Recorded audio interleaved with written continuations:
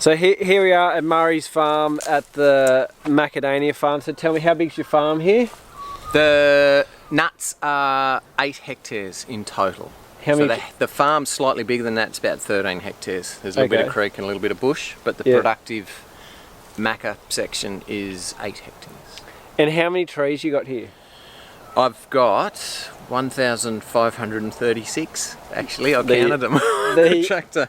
But this side of the farm is has been thinned, so every second tree's been taken out. Okay. So we've got 4 hectares with around 500 trees.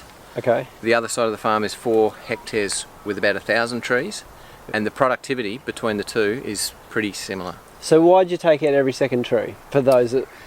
It was, well, it's one of the industry's ways to try and get grass cover, to try and stop losing fertiliser, to get more light into your orchard. Just as a really quick method, just run through and take out, you can see little remnants of stumps. Just take out every second tree. Yep, okay. Some farms are taking out every second row, so you're maintaining a really dense row, and then you've got enough open space to let light in.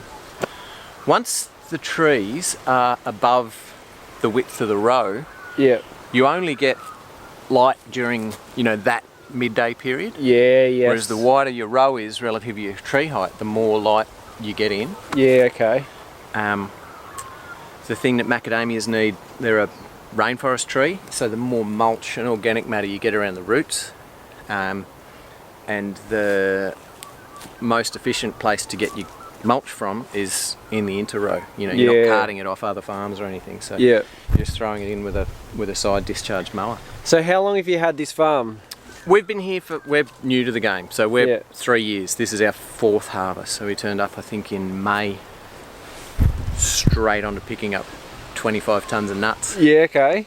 Breaking machines, and jumped in at the deep end. And tell me what the farm looked like when you first arrived. Because it didn't look like what we've seen today. No, it was, they'd taken out every second tree to get better grass cover, but a lot of the big trees had actually filled in those gaps really quickly, so it was really dark, which was restricting the ground cover. The previous farming technology was basically scorched earth, Roundup, 2 metres either side of the trees, was done prior to the harvesting season and probably again through the harvesting season, so it was just bare earth, and there was stumps and lumps and roots and all sorts of things. You imagine the harvesters coming through, and it's quite an abrasive technique, and I think early days they used to use blowers which just blew any bit of light mulch away. Yep. So my mission since we've been here is mounding organic matter under the trees and mowing, and the only glyphosate that's been used on the property since I got here is killing some camphors on the creek line. Yeah, right. So, and I've also done a hell of a lot of pruning. I've worked out, I think I've put in about,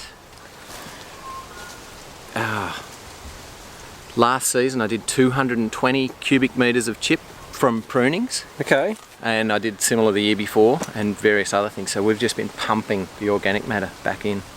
And it is, I mean, it's looking really, really dark and black.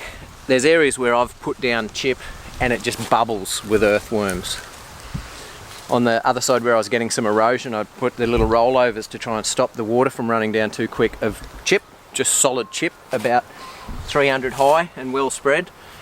And within 8 months I'm driving over these black bubbly lines. I go, what are these black lines? And then hop out and go, it's all the wood chip, all eaten, all turned into beautiful worm castings. So so this farm, obviously down each side of the trees we had black lines where they would have sprayed like chemical Roundup, and as you said, like the grass itself is organic matter, so if we can keep the grass growing and then mow the grass and it lands back on the ground, and then obviously you're chipping everything that you're trimming off. I'm trying to keep everything. You keep it here. You're not having to pull in external fertilizers and chemicals and everything to keep it happening. You're creating your own ecosystem here on the farm. Yeah, basically. So all the chip stays in, I think grass clippings like 4% nitrogen, Yep. You spend a lot of money on nitrogen, so I mean, if you can grow it there and throw it there, and can we try and see some little roots? Yep. The macas are really efficient feeders. So they have these proteoid roots. You can see them just... So that has come out since this mulch went on. You know, if you were to dig down in deeper, you get these really thick mats of proteoid roots. So it's really efficiently feeding on everything that as it breaks down.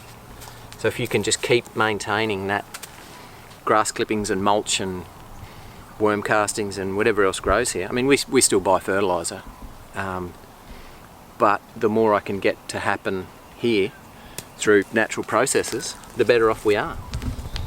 And tell me about the chickens. When did you first bring the chickens into the mix, and was that a conscious decision, and what was their purpose? Or did you just happen to have chickens? Like what? Well, one of the first things we did was put in a fence and got chickens, because chickens are awesome. Yeah. I mean, you give them all the rubbish out of the kitchen and they give you eggs. Yeah. They're brilliant little guys. And it was just looking at how all these processes work in the farm to try and incorporate them into how we're doing things, because they do, I mean, they turn over the organic matter, they're eating, there's, you know, the little lawn beetles and grubs and things that get in that you don't want in your orchard. The more stuff the chickens eat, we've had a couple of years where you see the cicadas hatching and you actually see all the round holes around the trees, and I'm just looking at, I can get someone to spray them, or I can get the chickens to run through the orchard, and the byproduct is eggs and fertiliser. Yeah, cool. I just need to work out how to make them, how to get bigger and better. So the last 2 summers we've put out 70 cubic metres of chicken litter. Okay. So that's from, I think it's Simmons Organics, which might be down Port Macquarie way. Okay, yeah. How much chicken manure do you get out of a chicken per day, per year? So good That question. would be the really interesting stuff to know, because if I can put chicken tractor 30 here for one night and get X amount of kilos of chicken litter, Yeah. and move it to that tree all over the summer period, I'm not paying anyone to spread it. Yeah. I'm not paying anyone to cart it from Port Macquarie or wherever it Yeah, comes paying from. your transport costs and whatever. It's just, yeah, and again, the byproduct is eggs and pest control. Yeah. With it's interesting, like how much manure does a chicken make every day? And I don't know, but I heard someone that came up with this bit of a theory. A chicken will eat about 100 grams of feed per hen per day. And if she laid an egg a day, which she doesn't lay every day, and if she lays a 60 gram egg, you've got 40 grams in there. Now it could be taken up in energy, but a lot of that could come out as manure. So someone worked out to go, well, based on that little theory, if 100 grams goes in and 60 grams comes out in eggs, you've got 40 grams there that's either going to come out in energy, like running it off, like sweat or whatever, or it's coming out in manure. Chicken sweat? So I don't know. So as I said, this is not technical saying, hey, this is what they like every day, but you could work on that to say, well, at 40 grams per hen per day, if you had 10 of them, there's like 400 grams of manure, whether that's right or wrong, but you could work on that over quite a lot of chickens, and then you go, righto, so then if you did have 200 or 1,000 or 50 or whatever, you could work out what it's putting down, roughly. With the 30, and we've only got 14 chickens in there, if I leave it overnight, you can see the chicken litter for that, I don't know, would it be 600 by 1.2? Yeah, it's about 1.5 metre square, but the chickens aren't on all of the mesh.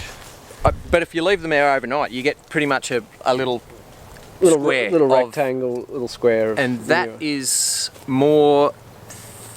When I had 70 cubes spread by a commercial spreader through the orchard, it wasn't that thick. Yeah, right. And the 70 cubes is a pretty variable fertiliser source. Like I've talked to people in the nut industry that say when we started putting it out, you couldn't put it near the house because of the smell of chicken manure. Okay.